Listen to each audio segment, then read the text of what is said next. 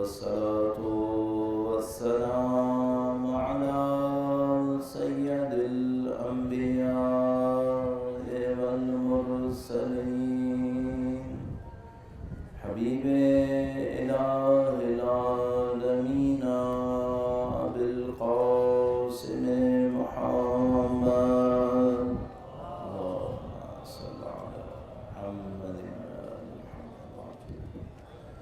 وعلى آله الطيبين الطاهرين سيما بقية الله في الأراضين.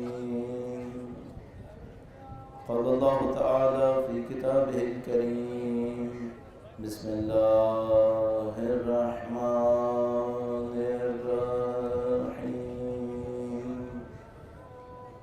أم حسبت أن أصحاب الكهف والرقيم كانوا من آياتنا عجبا. اہل بیت اطہار علیہ السلام کی عظمت پر ایک بار پھر درود بھیجے گا محمد و آل محمد پر.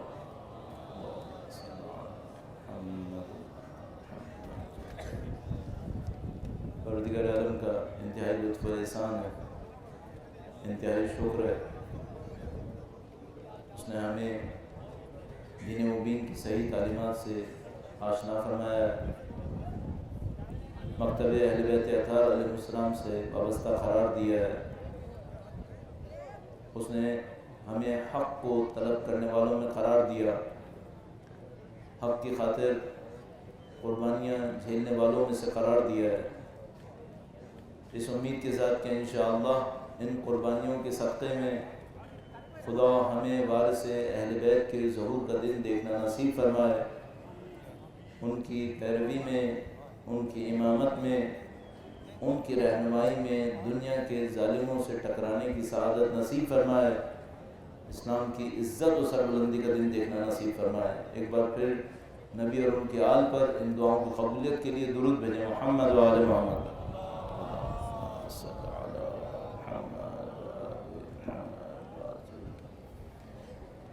زن محترم، ایک بار پھر آپ ایک سخت وقت سے گزر رہے ہیں.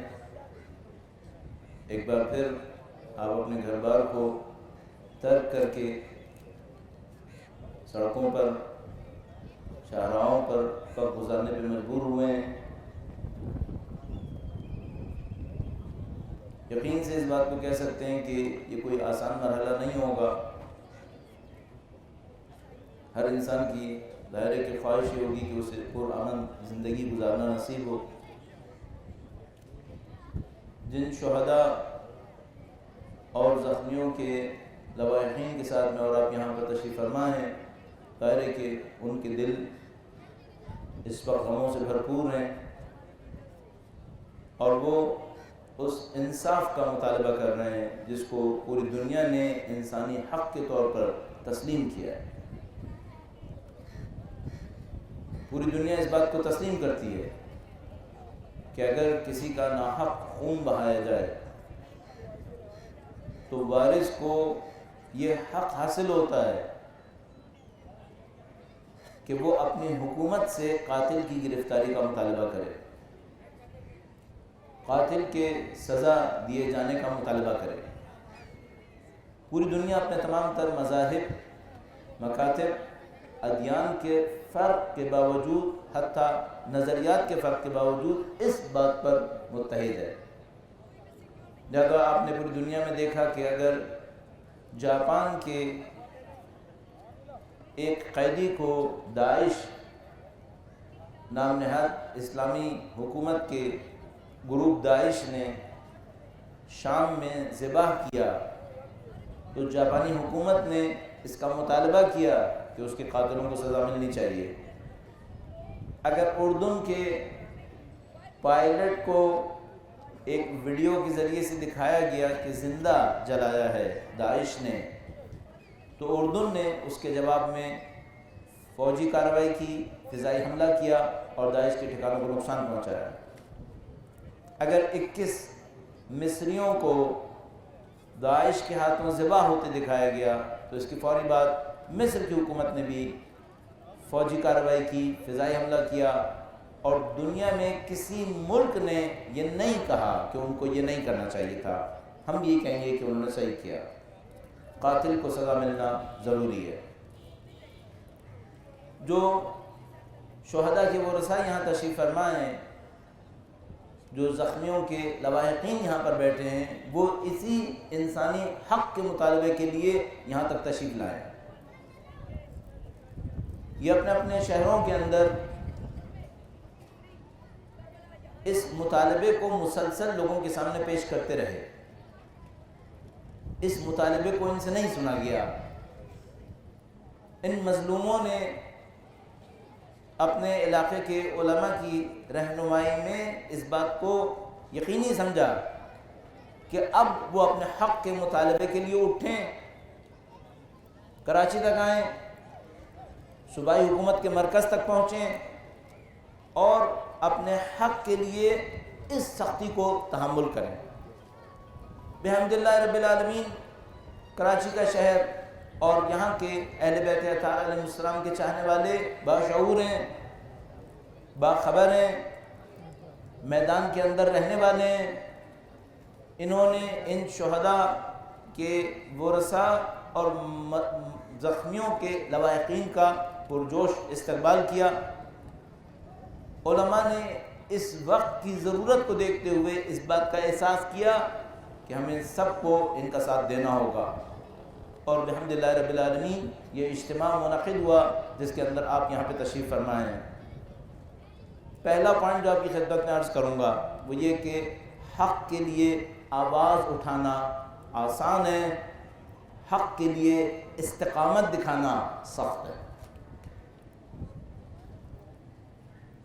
آواز اٹھانا، کسی معاملے کو شروع کرنا آسان ہے، لیکن کسی معاملے کو پائے تکمیل تک پہنچانا، اس کی سختیوں کو گزارنا، یہ دنیا کے مشکل ترین کاموں میں سے ایک کام ہے۔ ہر چیز آپ کی اور میری مرضی کے مطابق ہوتی تو نہ یہ ظلم ہونا تھا، نہ اس حق کے مطالبے کے لیے مجھے اور آپ کو اپنے گھروں سے باہر نکلنا تھا۔ ہمیں معلوم ہے کہ سب کچھ ہماری مرضی کے مطابق نہیں ہوگا۔ ہمیں اور آپ کو معلوم ہے کہ اگر آپ یہاں تک تشریف لائے ہیں آپ کو مزید سختیاں جھیلنی پڑیں گی، اور ان سختیوں کے جھیلنے کے لیے آپ مناسب ترین قوم ہیں۔ آپ مناسب ترین قوم ہیں، اور اس کی وجہ یہ ہے کہ آپ اس امام کے چاہنے والے ہیں جس نے سختیوں کو جھیلتے ہوئے حق کی راہ میں استقامت دکھاتے ہوئے جو انسانی مثال قائم کی ہے اس کی ازل سے ابد تک کوئی اور نظیر نہیں ملتی۔ آپ امام حسین کے چاہنے والے ہیں، سید الشہداء کے ماننے والے ہیں، اور اس محبت نے آپ کو اس استقامت کا ہنر دکھایا ہے، اس استقامت کا ہنر آپ کو سکھایا ہے اپنے امام کے ساتھ اپنی والہانہ عقیدت کے اظہار کے لیے، اس بات کے اظہار کے لیے کہ ہم نے جو کچھ سیکھا ہے وہ کربلا سے سیکھا ہے، ہم نے جو کچھ سیکھا ہے وہ سید الشہداء کے مظلوم پامال ہوئے لاشیں سے سیکھا ہے۔ پوری دنیا کے لیے اپنی استقامت کو ثابت کرنے کے لیے بلند آواز میں یا آہستہ آواز میں آپ کے جذبے کے اوپر منحصر ہے، اس نعرے کو دہرا دیجیے گا، لبیک یا حسین،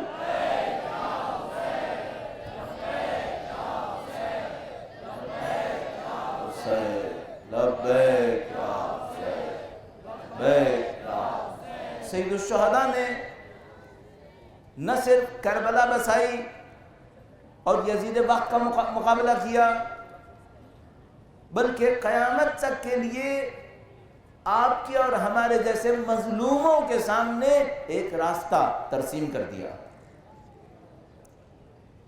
سید الشہداء میں اور باقی قربانیوں میں کیا فرق ہے، اور کیوں ہم یہ کہتے ہیں کہ سید الشہداء کا راستہ وہ راستہ ہے جو ہم مظلوموں کے لیے بنایا ہے؟ اس موقع پر نعوذ باللہ تعالی انبیاء کی شان میں کسر شان مراد نہیں ہے، لیکن چند واقعات کے درمیان فرق دکھانا مقصود ہے۔ جب حضرت ابراہیم علیہ السلام نے حضرت اسماعیل علیہ السلام کو ذبح کرنے کا ارادہ کیا اللہ کی راہ میں، خدا متعال نے اس قربانی کو روک لیا، ایک جانور وہاں پر بھیج دیا، حضرت اسماعیل ذبح نہیں ہوئے۔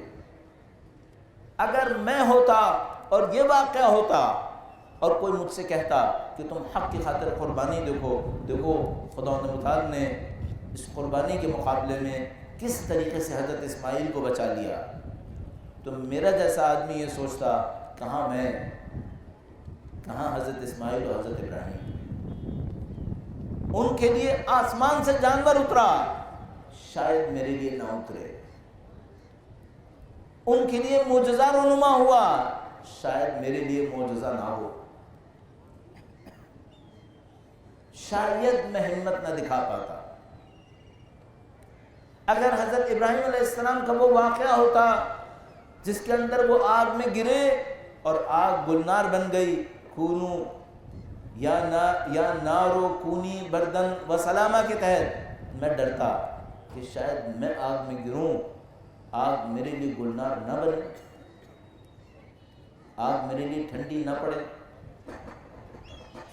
سید الشہداء کے واقعے میں جو عجیب و غریب خوبی ہے وہ یہ ہے کہ سید الشہداء اللہ کی راہ میں ذبح ہو گئے۔ شمر کے اس خنجر ستم نے سید الشہداء کی گردن کو قلم کر دیا۔ سید الشہداء کا لاشا بھی پامال ہو گیا۔ کوئی طوفان نہیں آیا جس سے کربلا کی فوج الٹ گئی ہو دشمنوں کی، مخالفین کی۔ سب کچھ اسی طرح ہوتا رہا جس طرح سے کائنات میں ہوتا ہے، البتہ معجزات رونما ہوئے لیکن لشکر یزید وہیں تھا۔ مجھے اس سے کیا درس ملا؟ مجھے اس سے ایک درس ملا ہے، اور ہم اور آپ سب نے اس پوری تاریخ میں اس درس کو سیکھا ہے، وہ یہ کہ اگر تمہارے بھائی ذبح ہو رہے ہوں، اگر تمہارے چاہنے والوں کی جانیں جا رہی ہوں، اگر کوئی تمہارا ساتھ دینے والا نہ رہے، تمہارے لاشیں بھی پامال ہو رہے ہوں، تمہارے بچے بھی اسیر بنائے جا رہے ہوں، تو خوف مت کھانا، ڈرنا نہیں۔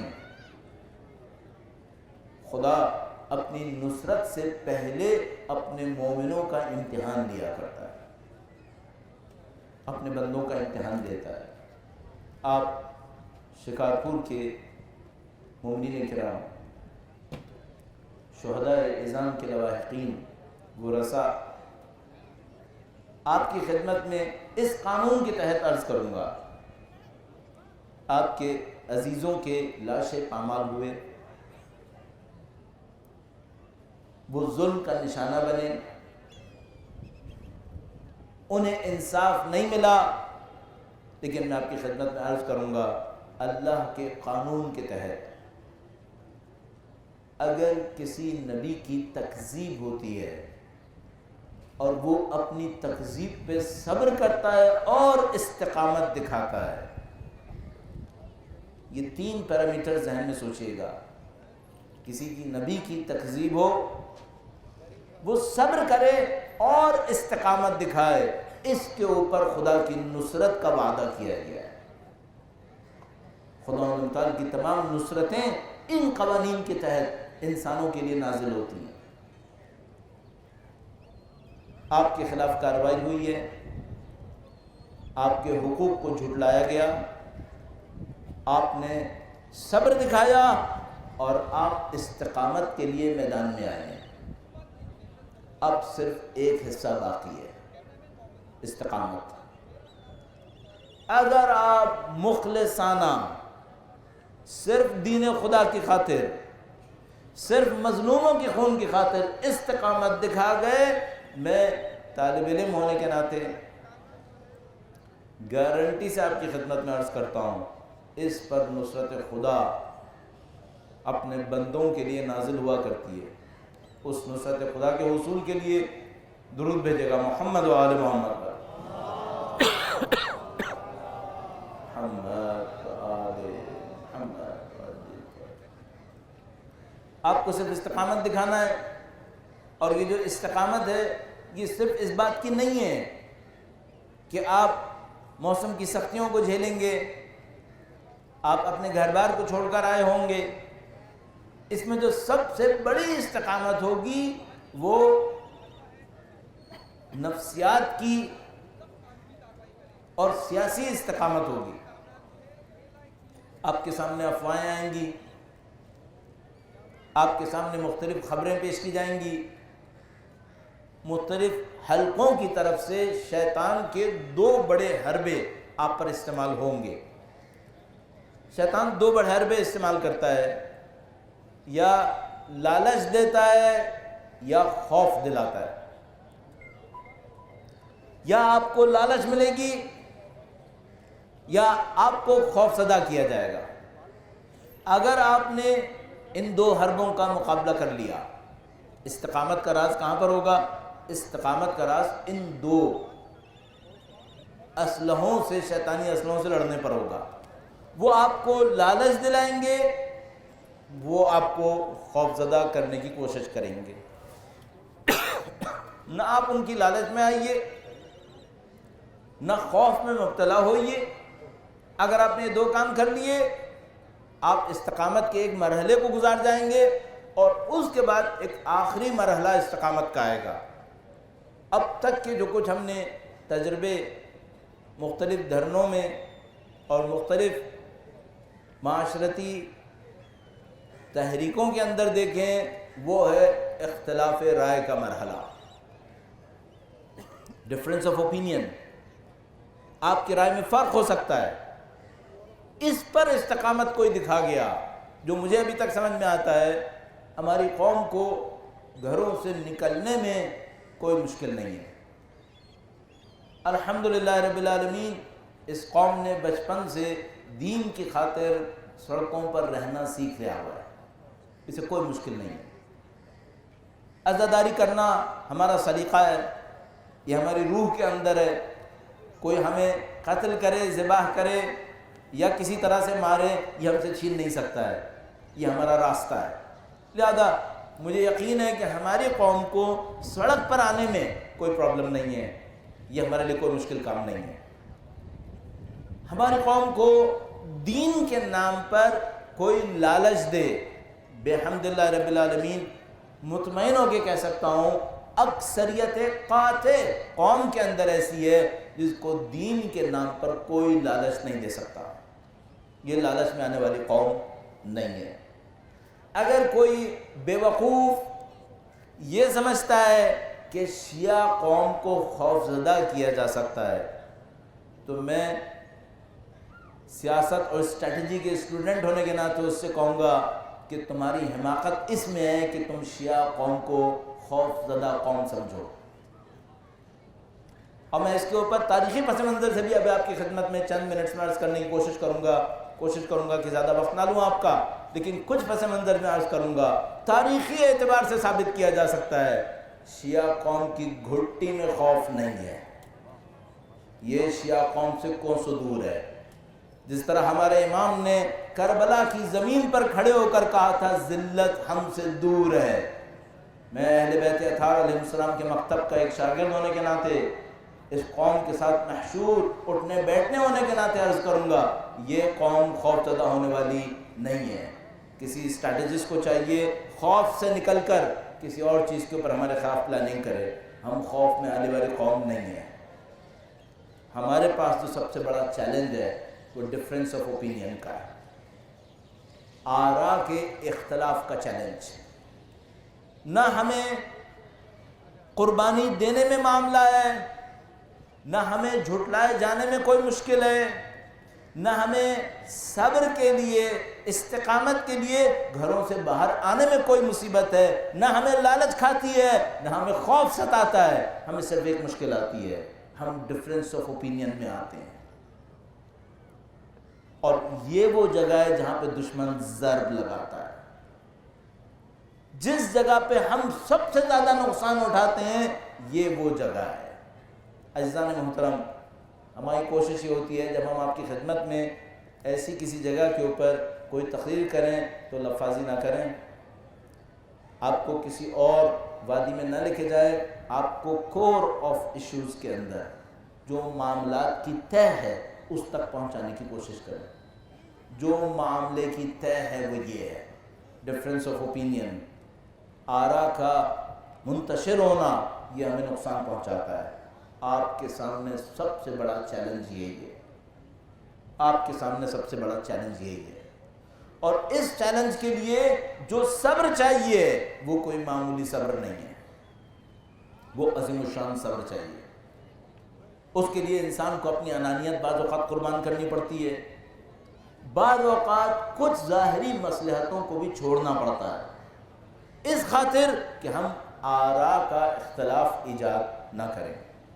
اب دو ذمہ داریاں یہاں پر سامنے آتی ہیں۔ ایک آپ کی ذمہ داری ہے، آپ اور میں، کہ جو اس احتجاج کا حصہ ہیں عوام ہونے کے ناطے، ان کی ذمہ داری ہے کہ ہم اپنے ان افراد پر اعتماد کریں جن کو ہم نے مذاکرات کے لیے اور معاملے کو سنبھالنے کے لیے بھیجا ہے۔ ان کے انتخاب میں آپ جتنی دیر لگاتے وہ صحیح دیر تھی، لیکن انتخاب ہونے کے بعد اعتراض کی کوئی گنجائش نہیں ہے۔ اب جب کہ آپ نے ایک کمیٹی بنائی ہے، اس کمیٹی کو بنانے کے بعد جب آپ نے آگے بھیج دیا، اب صرف ایک کام آپ کی اور میری طرف سے ہو سکتا ہے، اور وہ یہ ہے کہ ہم کمیٹی سے یہ کہیں کہ وہ ہماری جان کے خوف میں پیچھے ہٹنے کی کوشش نہ کرے، وہ ہم اس سے صرف یہی کہیں۔ کچھ عرصے پہلے ایسے ایک دھرنے کے بعد جب نتیجہ حسب توقع نہ تھا تو کسی دوست نے آ کر مجھ سے بہت عجیب بات کہی۔ اس نے کہا کہ مولانا، اگر یہ فیصلہ ہم دھرنے والوں کی جان بچانے کے لیے ہوا ہے تو میں آپ سے قسم کھا کر کہہ رہا ہوں کہ ہم جان دینے کے لیے آئے تھے، جان بچانے کے لیے نہیں آئے تھے، ہم جان دینے کے لیے آئے تھے۔ لہذا میں آپ کی اور اپنی ذمہ داری سمجھتا ہوں کہ ہم کمیٹی کے ممبر سے یہ کہیں، آپ شرکاء کی جان بچانے کی خاطر کوئی غلط فیصلہ تحمل نہ کیجیے گا، اس کو کسی صورت پہ قبول نہیں کیجیے گا۔ آپ کی اور میری ذمہ داری کیا ہوگی؟ ہم کمیٹی کے کیے ہوئے تمام فیصلوں کے اوپر قائم رہیں۔ آپ نے ان کو مختار قرار دیا ہے، آپ نے انتخاب کیا ہے، آپ نے ان کو آگے بھیجا ہے، اب جو وہ فیصلہ کرے اس کی آپ کو تائید کرنی ہوگی، اس میں ان کا ساتھ دینا ہوگا، تاکہ جب وہ ایوان اقتدار پر پہنچیں تو یہ سوچ کر نہ پہنچیں کہ پبلک ہماری مانے گی یا ہماری نہیں مانے گی۔ ان کو ایک بات پتا ہو کہ ہزاروں کا مجمع اور لاکھوں کا پوٹینشل مجمع ہمارے پیچھے ہے، ہم صاحب اختیار ہیں، جو فیصلہ کریں گے وہی فیصلہ یہ مجمع قبول کرے گا۔ اپنی کمیٹی کی تقویت کے لیے، اپنی طاقتوں کے اظہار کے لیے نعرہ حیدری، حیدری، یہ ایک پوائنٹ جو آپ کی اور ہماری طرف سے کمیٹی کے لیے، کمیٹی کے لیے ایک پوائنٹ بہت امپورٹنٹ ہوگا، اور وہ یہ ہے کہ وہ اپنے جتنے بھی مطالبات لے کر جا رہے ہیں اور ان مطالبات کے لیے جتنا کچھ بھی انہوں نے ایوان اقتدار میں سامنے رکھنا ہے، جیسا کہ کچھ دیر پہلے مولانا امین شہیدی صاحب ارشاد فرما رہے تھے، ہم پریکٹیکل اسٹیپس چاہتے ہیں، عملی اقدامات۔ لفظ اس مصدر سے قبول کرنا صحیح ہے جس کی بات پر اعتبار ہو۔ پاکستان کا سیاسی نظام ایسا نظام ہے جس کی بات کا کوئی اعتبار نہیں کیا جا سکتا، لہذا اگر آپ نے مطالبات کو رکھنا ہے، آپ عملی اقدامات تک جائیے۔ اور عملی اقدامات سے کم الفاظ کے اوپر واپس آ جانا، میں طالب علم ہونے کے ناطے عرض کروں گا، اب تک کے تجربے سے عرض کروں گا، جیسا کہ مولانا صاحب بھی کہہ رہے تھے، کوئی عقل مندی کی نشانی نہیں بنے گی۔ عملی اقدامات کی طرف جائیے، باقی اس سے زیادہ میں کچھ نہیں کہوں گا۔ تھوڑا سا پس منظر اہل بیت اطہار علیہ السلام کے ماننے والوں کی تاریخی مقاومت کے اعتبار سے عرض کروں گا۔ درود بھیجے گا محمد و آل محمد پر۔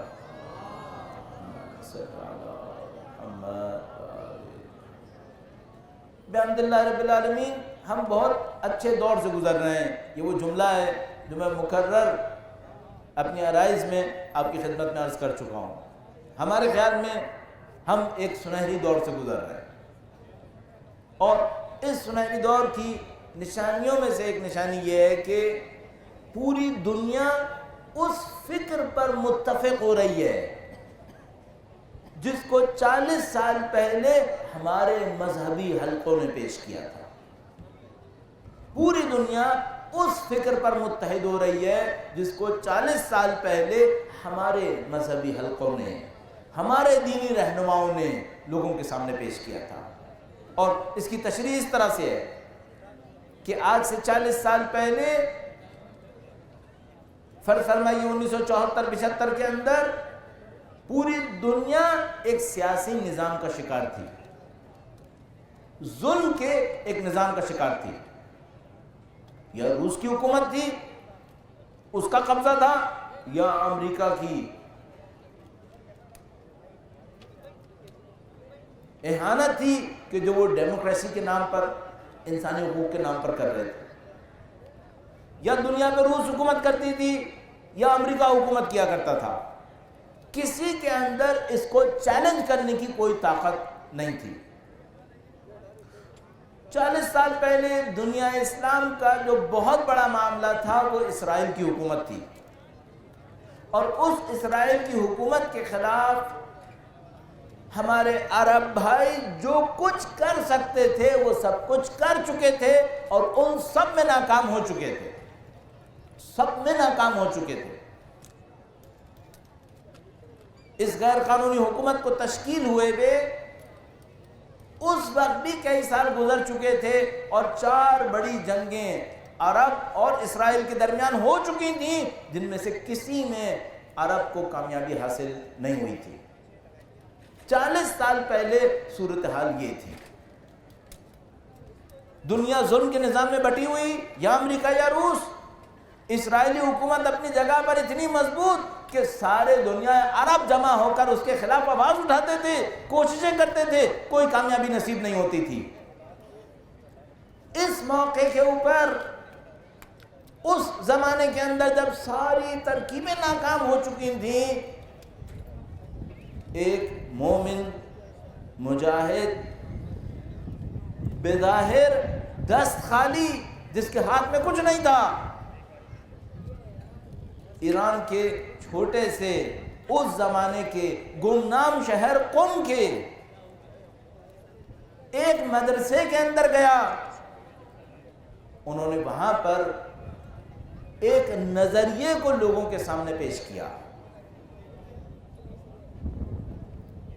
حقیر ان لوگوں میں سے جس نے اپنے لڑکپن اور جوانی اور اب اس عمر کے ان حصوں تک اس فکر کے اوپر محنت کی ہے، فخر سے کہتا ہوں 40 سال پہلے چھوٹے سے مدرسے میں جو عظیم الشان لیڈر امام خمینی نے نظریہ دیا، آج وہ پوری دنیا کے اندر مانا ہوا نظریہ ہے۔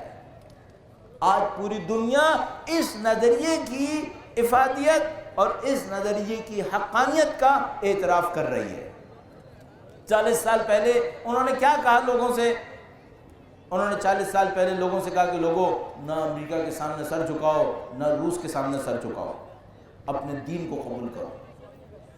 انہوں نے 40 سال پہلے لوگوں سے کہا اسرائیل غلط حکومت ہے، اس حکومت کا نابود ہونا ضروری ہے۔ 40 سال پہلے لوگوں کو معنویت کا درس دیا، لوگوں کو روحانیت کا درس دیا۔ الحمدللہ رب العالمین، آج 40 سال کے بعد آپ جب اس دنیا کو دیکھتے ہیں، پوری دنیا کے اندر وہ فکر قبول کی گئی ہے جس فکر کو ان کے جیسے لوگوں نے دیا۔ اور اگر اور نزدیک کی مثال آپ کی خدمت میں عرض کروں، اس وقت کے پاکستان کے حالات میرے اور آپ کے سامنے ہیں۔ جس طرح دہشت گردی اس ملک کے اندر پھیلی ہوئی ہے، یہ میری اور آپ کی آنکھوں کے سامنے ہے۔ ہمیں بار بار یاد دلانا پڑتا ہے، ہمارا ایک مظلوم قائد تھا جو پاکستان کے چپے چپے اور کونے کونے پر جاتا تھا، اور اس ضیاء الحق کے زمانے میں ایک ایک سیاستدان کو سمجھاتا تھا کہ دیکھو جس ناسور کو تمہاری حکومت پال رہی ہے، یہ صرف ہمیں نہیں ڈسے گا، اس میں پورا ملک برباد ہو جائے گا، اور ان میں سے کوئی چیز آف ریکارڈ نہیں ہے، یہ سب چیزیں ریکارڈ کے اوپر موجود ہیں۔ کس طرح وہ مظلوم شہید علامہ عارف حسین الحسینی پاکستان کے چپے چپے اور کونے کونے میں جاتے تھے، لوگوں کو یہ سکھاتے تھے کہ دیکھو یہ جو کچھ ہم کر رہے ہیں، یہ جو سعودی فنڈ سے مدرسے نام نہاد بنائے جا رہے ہیں، در حقیقت دہشت گردی کے اڈے بنائے جا رہے ہیں، ان کے نتیجے میں صرف ہمیں مشکل نہیں آئے گی، ان کے نتیجے میں پورا پاکستان غرق ہو جائے گا۔ اور اس کی بات بہت واضح تھی، اگر آپ کچھ لوگوں کو بچپن سے یہ سکھائیں گے کہ دوسروں کو مارو اور تم مار کے جنت میں جاؤ گے، تو کیا وہ صرف اسی کو مارے گا جس کی طرف آپ اشارہ کریں گے؟ وہ مارنے کا درس بچپن سے سیکھ لے گا، اس کے بعد صرف اس کو نہیں مارے گا جس کو آپ کہیں گے کہ مارو۔ تو آپ یہ سمجھ رہے تھے کہ ایسا ہوگا، آپ یہ سمجھ رہے تھے کہ ہم ان سب کو تیار کریں گے، افغانستان بھیجیں گے اور ان سے کہیں گے رشینز کو مارو، وہ رشینز کو ماریں گے، اور جب رشینز چلے جائیں گے تو سارے معاملے ختم ہو جائیں گے، یہ لوگ پرامن شہری بن کر واپس آ جائیں گے۔ کوئی واپس آیا ہے کیا؟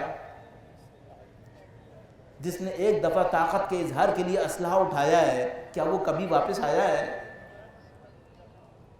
ان لوگوں نے اسلحہ اٹھایا، وہ افغانستان میں گئے، انہوں نے رشینز کا مقابلہ بھی کیا، اور اس کے بعد کیا ہوا؟ اس کے بعد سے لے کے آج تک افغانستان وار لارڈز کا مرکز بنا ہوا ہے۔ آج تک افغانستان اس اسلحے کو جھیل رہا ہے جو افغان جہاد نام نہاد جہاد کے زمانے میں دیا گیا ہے۔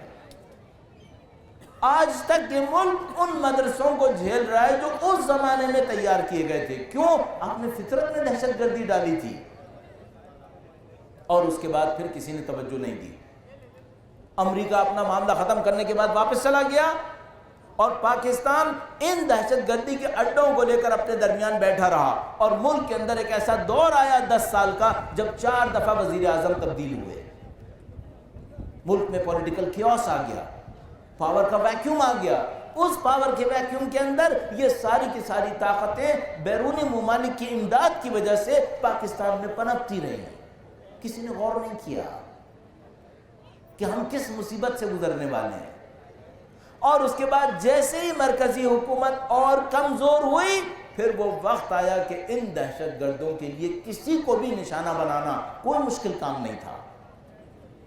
پھر ان دہشت گردوں کے اندر دنیا کی ساری طاقتیں گھس آئیں۔ آج جب ہم کہتے ہیں طالبان، تو اس طالبان کا مطلب کیا ہے؟